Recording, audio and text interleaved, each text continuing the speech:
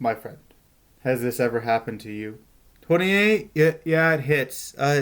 Jerry. Okay, Mrs. Next.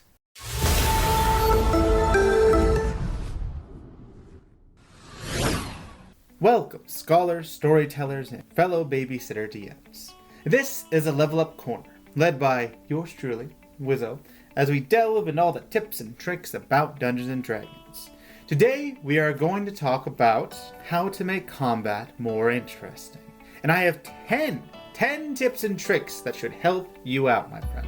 Now, in that intro, your combat may not be as bad as that. At least, I pray it's not as bad as that. Oof, if you do, we have our work cut out for us. But I hope it's not that bad. However, we all have had issues with players not being ready when it's their turn. We've all had issues with looking at who's next, and sometimes even asking who's next. And it's sort of in the air and uncertain. So our first tip will be how to get rid of that uncertainty. And that is, my friends, to have a initiative tracker. Now, an initiative tracker could be a simple whiteboard where you have your dry erase markers. It could be where you have a DM screen and then have paper or note cards taped over it so that everyone can see. But the most important thing is to have your initiative tracker be visible to everyone and show who's next. The second tip we have for you is to be engaging. If you're like that boring version of me in the introduction, 28? Yeah, it hits. Jerry, okay. Then you're not very engaged, my friend. You're not engaged, and that shows. It's very hard to be engaged, after all, when you're just sitting there looking at papers and you have a dead tone in your voice. No. You need to have some life in you. You need to be excited. You need to have something going on. And this is what will help you bring your players in. Before you can help them, you need to be alive yourself. It can be hard at times, juggling all these numbers, monsters, stat sheets, everything else, but you need to be engaged in the moment. You need to make sure that the combat is important to you. You are waiting on what the players will do. The players could do something crazy, and instead of chastising them or panicking, what you should do is be enthralled with them. They made a clever play. You would have never thought to use shape water in that method. So, good job on them somehow. So, excellent job. The next point is the environment. Now, we have had it happen before where, imagine this scenario, if you will. The players open a door. There are monsters on the other side. And the players are on the other side. So therefore, the fighter, the tanky person, gets in the door, wedges in, and just tanks and gets hit while people start slinging spells or shooting whatever, and the enemies just file in one by one. We have all had this scenario before. And it's boring. Oh, it takes a while.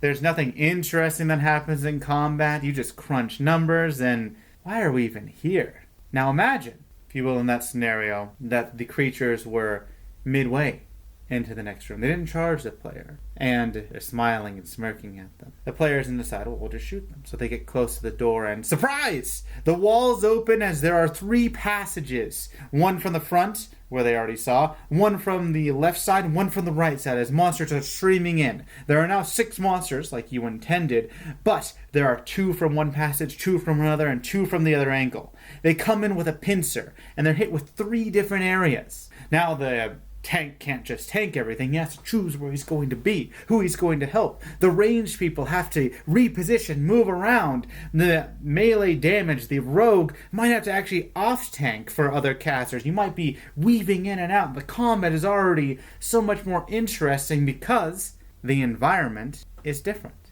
You can take this to the next level when you start using elevation.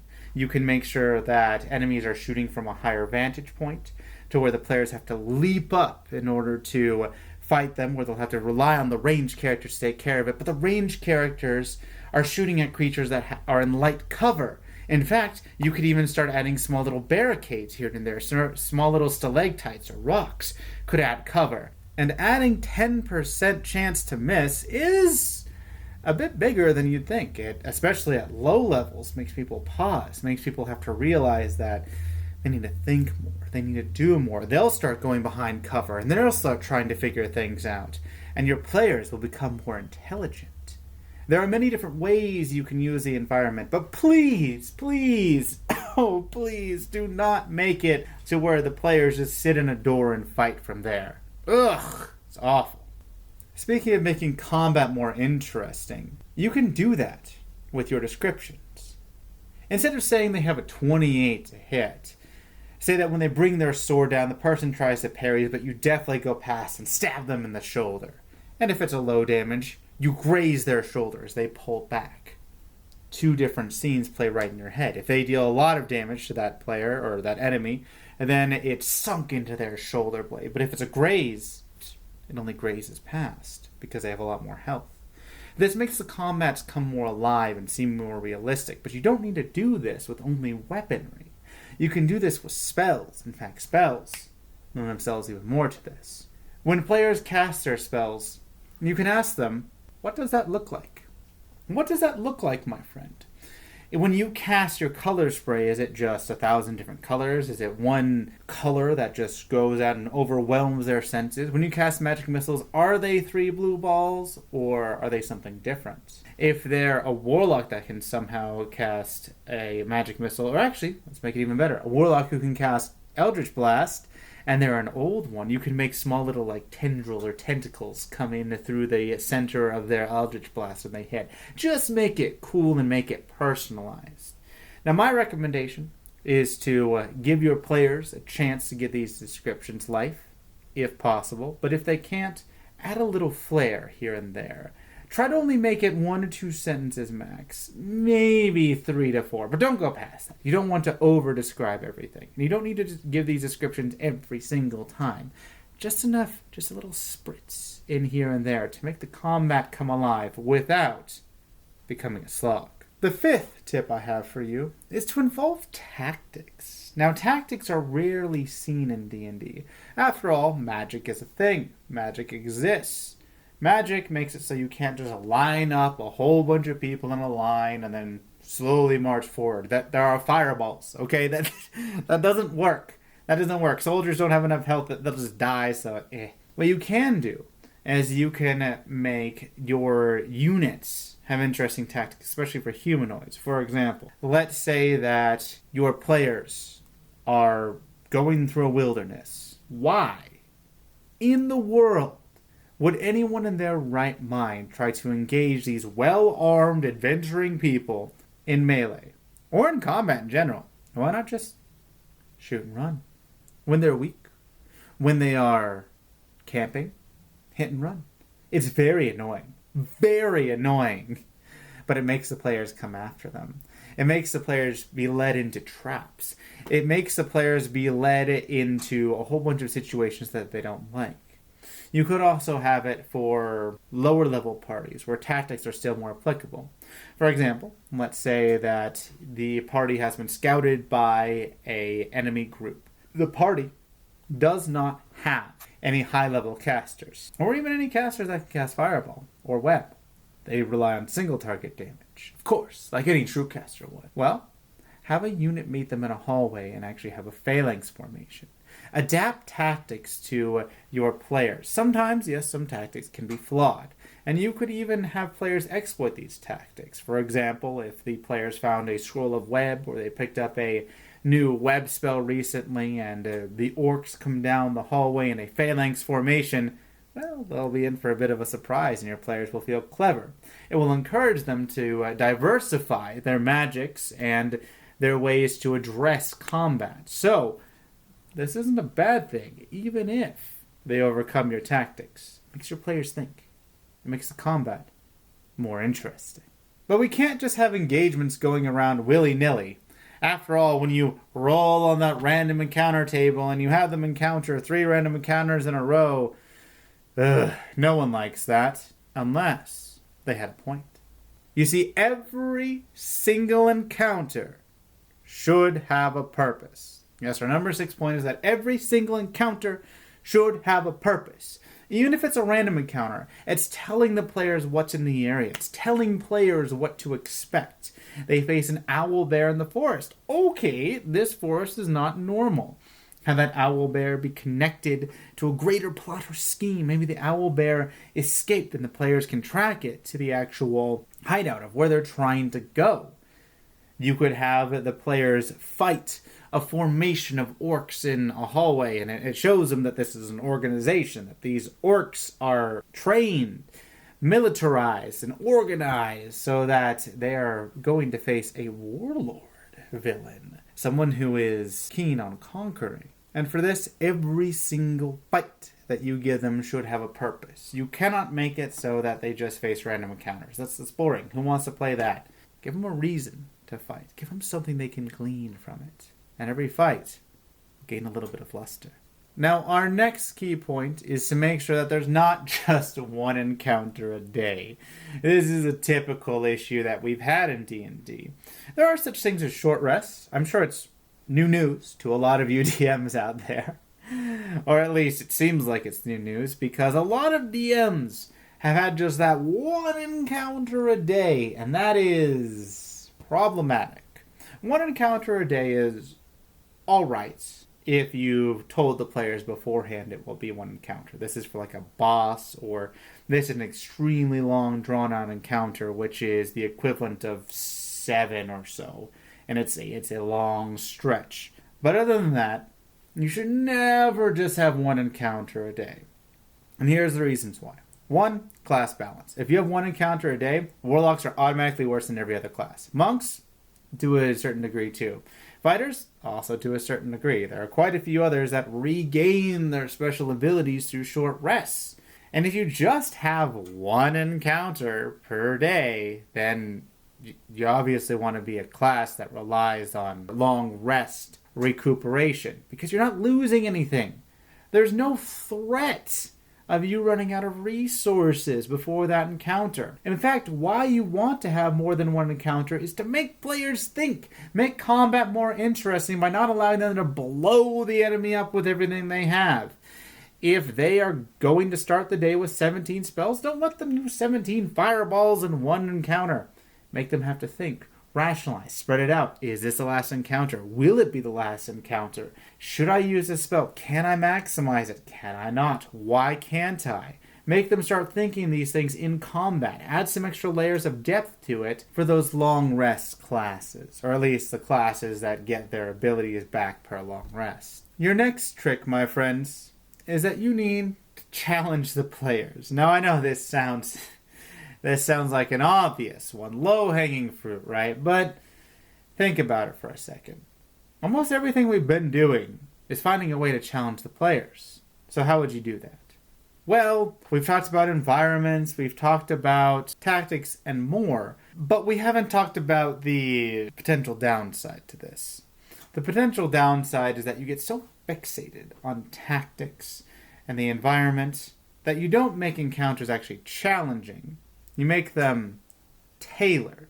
Now, what is the difference? A tailored encounter involves you making a monster or set of circumstances that are innately unfavorable to your party and their party composition. For example, your party is very stealthy, so you give a creature that is immune to sneak. How is it immune to sneak? It has a plus 20 to perception or whatever, or something ridiculous. Well, if you do this, then the players will find out very quickly. I mean, this is something they're good at and something that they should have down to a T, where there's no real issue as to why they couldn't stealth, since that is their party specialization. That's what they've gotten good at. And it seems you're making a monster that's specifically against them. Or let's make a more blatant example. Let's make an example where your sorcerer casts fireball all the time, or your wizard. They're the same thing in some campaigns, and they just keep casting fireball. Well, you all of a sudden have them go to this place, and surprise, the orcs have hordes of fire elementals at their beck and call. What? Like, why would they have fire elementals? Well, you need to have a very good reason, but even so, it seems like it's a cop-out. You're trying to make creatures that are immune to fire, and you're making that person worthless. So you need to create challenging encounters that do not invalidate the characters, which kind of intertwines to our next point, as they're really interconnected, and that is to make fair encounters. Now, making fair encounters is a bit different than tailoring to your players. Tailoring is just being mean. You're not actually challenging your players in that instance. You're making it so that you're trying to make the most horrific design to challenge the players, and really you're screwing them over. Fair encounters are making sure the balance in the encounter is perfectly fine. Imagine, if you will, going all the way back to our environment section where we had the players in a room. Instead of having them deal with 6 enemies, you make 10. That's probably not very balanced, but it might be depending on the creatures. For example, if they're level 5s and there are a bunch of goblins that stream in, you can have more monsters, obviously. If they're Dread Knights, So this is the problem with making fair encounters. It's extraordinarily hard and something that you will have to figure out throughout your career as a DM. You'll eventually figure out that there are problems with action economy. For example, if you have a group of level 5s fight a CR5 creature, they'll probably stomp it into the ground because that CR5 creature only has 1 turn. And you'll have to figure out how to make these encounters fair and challenging at the same time. And the last point we have for you, possibly the most interesting point, is to change up expectations. Now, why did I put this at the last? Well, some of you will probably skip near the end anyways to see what number 10 is, and that's what we're banking on. You see, changing up expectations is extremely fun. My favorite example is a troll. Your players go and they light a torch and they try to burn the troll. The troll regenerates at a rapid pace once you try to burn it. Hey, what? That's not what trolls should have. Well, this is great to have if you have experienced players or players who want to metagame. You are able to change up vulnerabilities and weaknesses of monsters. Instead of making them weak to fire and acid, make them weak to cold and acid. Acid's still there, have some fun with it. But the main thing, fire, is changed. So now the players have to actually think the encounter is not as simple and boring, and there are a few creatures like this, so iconic that you have to change some stuff up.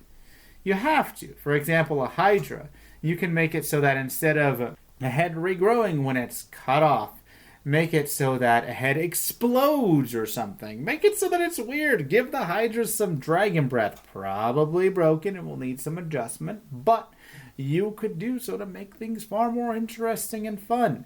Just change up expectations. Don't let it be the same type of combat. It's a drag when that happens. Make there be something interesting. Something that's not completely busted, not a new factor that will overpower said monsters or enemies. Just switch things up a bit. Make it interesting. As our whole goal is to make your combats a little bit more interesting. And that, my friends, is the best way to fix combat. But don't let me be the only one to tell you how to fix combat in D&D. I know this is a bit longer video, but for those of you who have stuck around, don't forget to leave a comment down in the comment section down below telling us how you make combat more interesting. And don't forget to like and subscribe so that you can stay notified with these wonderful videos by clicking that notification bell and sharing the video with your friends so that they can be privy to all these wonderful tips and tricks as well. And always remember, my friends, your players love and appreciate you. Keep rolling, my friends. Keep rolling.